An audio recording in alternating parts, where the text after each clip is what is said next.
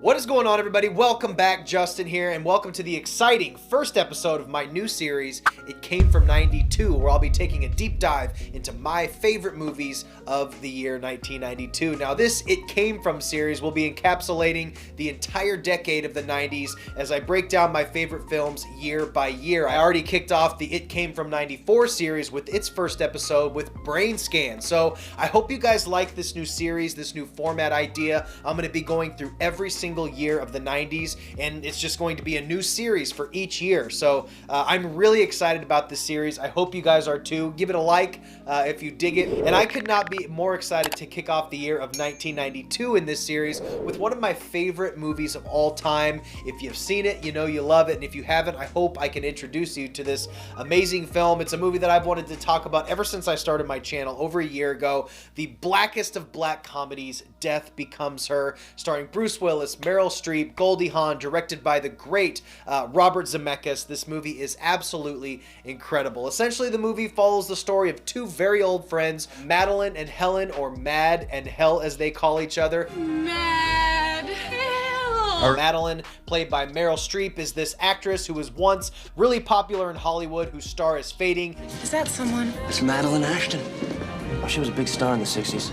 I thought she was dead. Now she's resorted to doing B movies and off-Broadway low-rent musicals. Goldie Hawn's character Helen has always been envious of her friend Madeline, who's always been more successful, always stolen her boyfriends, and essentially has been a really shitty friend to Ellen her whole life, but she's always still somehow sort of been enamored by her. Helen is engaged to be married to renowned plastic surgeon Ernest Menville, played by Bruce Willis, and a really interesting character for him. He's this narcissistic, shitty Beverly Hills plastic surgeon. One night, Madeline invites her old friend to come see her at her latest Broadway show and invites them backstage, and Meryl Streep's character ends up stealing Bruce Willis away from Goldie Hawn, and they eventually get married. Then you cut to 7 years later, and everybody is miserable. Helen's miserable because she lost her husband, and she's obsessed with getting revenge on Madeline for stealing her man. She's in a mental institution. She's gained like 100 pounds. She's just absolutely obsessed with Meryl Streep's character. But then you got Meryl Streep, who's not as happy as it may seem, as she is miserable.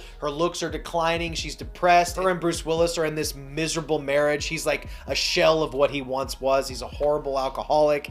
He's now no longer the plastic surgeon that he was. He's now this mortician essentially doing makeup on dead bodies, and everybody is miserable. Hey, I might have more fun with one of your clients.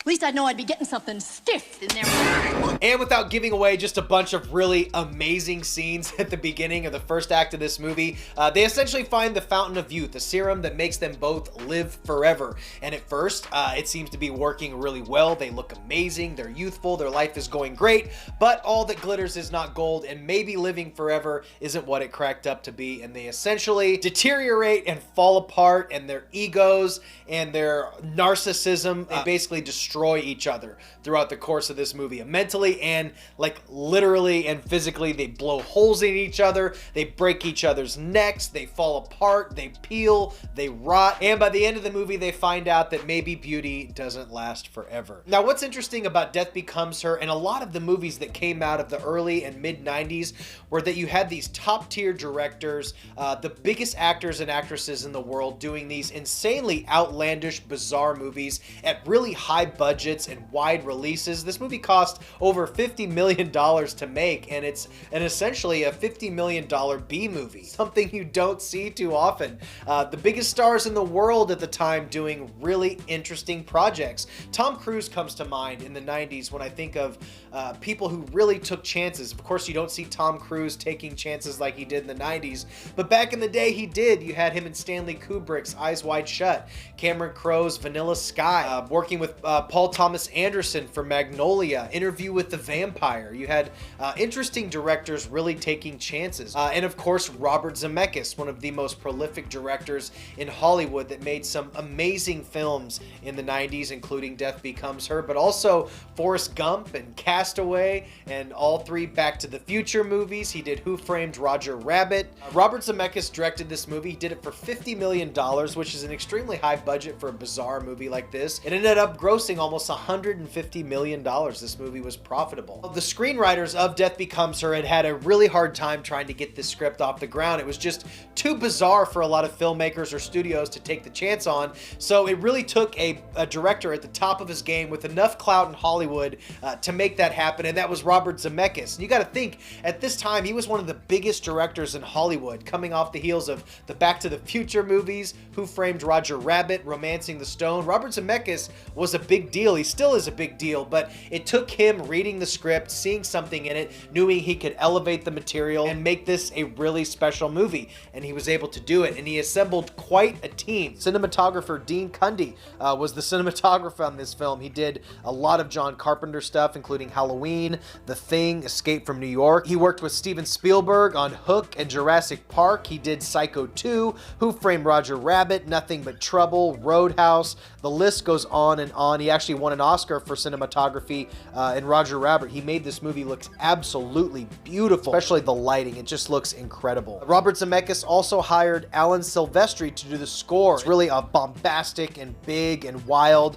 Alan Silvestri is responsible for so many amazing scores in Hollywood, but probably most notably Back to the Future. He wrote the theme for Back to the Future, which at the time was the biggest orchestra ever assembled for a film score. Back to the Future, that score is just incredible. He also did the score for Flight of the Navigator, What Lies Beneath, Ferngully, Cat's Eye, Roger Rabbit, Beowulf, which actually has a surprisingly amazing score. You know, when you think about Robert Zemeckis assembling this amazing team for such a bizarre film, it probably wouldn't happen now, but back in the 90s it did. So not only did you have this amazing director in Robert Zemeckis, you also had an amazing composer in Alan Silvestri, you had Dean Cundey doing cinematography, and then you had Industrial Light and Magic 1 year before Jurassic Park doing some of the most innovative special effects that had ever been seen up until this point. You had James Cameron kind of about the same time doing Terminator 2 in 91, 92, but as far as the stuff that you saw on screen in Death Becomes Her, nobody had seen anything like this. As the film goes on and on, Meryl Streep and Goldie Hawn become bigger and bigger enemies. They do more and more damage to each other, blowing holes in one another, beating each other's heads with shovels, people being shoved downstairs and breaking their necks. They went all out with the groundbreaking special effects in this movies, and of course, by today's standards, they don't look as good, especially in HD, but at the time, and I think even now, it still looks pretty incredible. The innovation in the special effects are absolutely insane. And that's one of the drags of this live forever thing, is that, yeah, you may live forever, but your body can be damaged. Isabella Rossellini plays this amazing character in this film that gives her the serum, and she tells Meryl Streep, just like she told Goldie Hawn, you have to disappear 10 years after taking this serum, and you have to take care of your body. It's the only one you got. Yes, you live forever, but the body accrues damage that can no longer heal. So of course Isabella Rossellini still looks amazing as she's just, you know, sitting around in her castle taking care of her body, but Goldie Hawn and Meryl Streep become so narcissistic, so egotistic that they aren't able to take care of their body the way they're supposed to, and a lot of crazy shit ends up happening. You can tell that Goldie Hawn, Meryl Streep, and Bruce Willis are all having the time of their lives playing these roles, and in particular, Bruce Willis. It's hard to tell by looking at Bruce Willis's movies now that he used to actually maybe have fun acting in movies, but he is insanely amazing in this movie in a role that's so against type compared to what he had done. He plays not the badass action hero that he did at the time when he was doing the Die Hard movies. And you watch his movies now and they're just garbage. He's just sleepwalking through his roles. But if you watch his role in Death Becomes Her, he is alive. He is animated. It's just incredible. Meryl Streep and Goldie Hawn as well just revel in these two characters. This movie has a lot of themes of like the old sort of gothic horror movies of the black and white era, like Frankenstein. The camera angles are really old school with these like off-kilter zooms and these maniacal, like crazed performances that you see from Bruce Willis and Isabella Rossellini. There's just amazing sequences of really throwback style filmmaking, amazing sound design, and actors sort of freaking out. Bruce Willis reminds me a lot of Gene Wilder in this movie, specifically silliest character in Young Frankenstein. He's really, really animated, bug-eyed and crazy. It's just such an amazing, amazing role. In 1992, when this movie was released, obviously critics did not like it. Audiences loved it, and I think that's proven true even now by it being somewhat of a cult classic.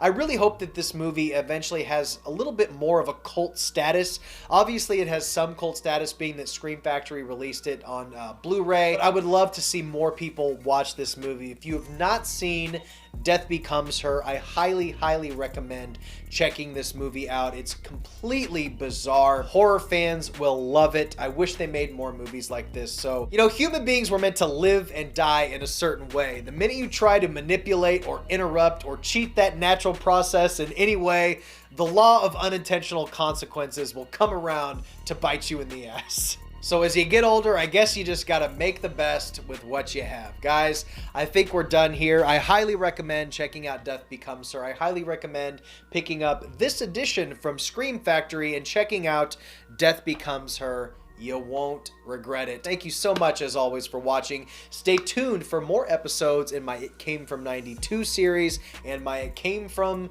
the 90s series. I'll be doing a ton more of these. I hope you guys enjoy them. Thank you so much for stopping by. Stay weird. Always be yourself, and I'll see you in the next one. Bye.